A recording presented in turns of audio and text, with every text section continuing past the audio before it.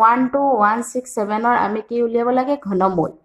ঘনমূল উলিয়াওতে কি কৰিম এই শেষৰ তিনিটা সংখ্যা আমি দাগ দিম তাৰ পিছত কেইটা থাকিল দুটা এই দুটা দাগ দিম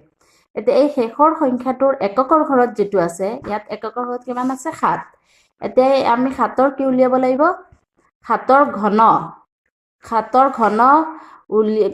এককৰ ঘৰত কিমান হয় সেইটো আমি উলিয়াব লাগিব এতিয়া 7ৰ ঘন উলিয়াবৰ হলে 7 তিনিবাৰ পূৰণ কৰিব লাগিব 7 তিনিবাৰ পূৰণ কৰোতে 7 প্ৰথমতে আমি দুবাৰ পূৰণ কৰিলে কিমান হ'ল 49 এতিয়া আমি এককৰ ঘৰৰ সংখ্যাটো অকল লাগে আমাৰ গতিকে আমি 49ক 7 দি পূৰণ নকৰি শৰ্টকাট কৰি লম ইয়াত এককৰ ঘৰত 9 আছে এই 9টোক আমি 7 দি পূৰণ কৰি লম 9টোক 7 দি পূৰণ কৰিলে কিমান হ'ব 63 তিনিটো আহিব আকৌ আমাৰ কি হ'ব প্ৰথমৰ সংখ্যাটোত কি পাম 12ৰ ঘনমূল চাব লাগিব তাৰ মানে কি সংখ্যা কিমানৰ ঘন 12 হয় এতিয়া 1ৰ ঘন 1 2ৰ ঘন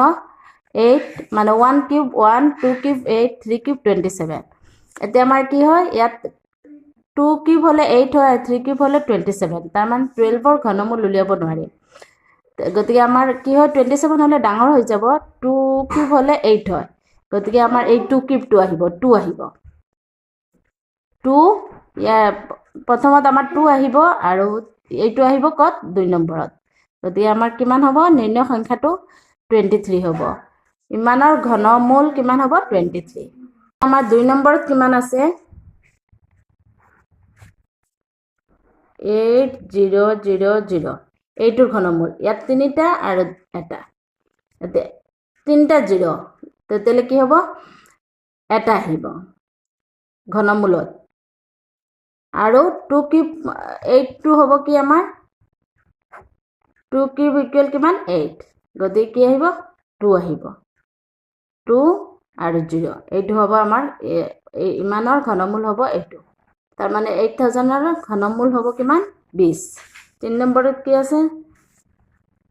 9261 ইয়াত আমি কি কৰিম এই তিনিটা আৰু ইয়াত এটা এতিয়া এই তিনিটাত আমাৰ এককৰ ঘৰত কিমান আছে 1ৰ 1 তিনিটা পূৰণ কৰিলে কিমান হ'ব 1 হ'ব আৰু কি হ'ব 9টো আমি চাব লাগিব 1 কিউব ইকুৱেল কিমান 1 2 কিউব ইকুৱেল 8 3 কিউব ইকুৱেল 27 গতিকে এইটো কিমান হ'ল 9 গতিকে 2 আহিব কিমান হ'ব 1টো আহিব আৰু 2 আৰু 1 এইটো হ'ব 9261ৰ ঘনমূল হ'ব কিমান 21 থেংক ইউ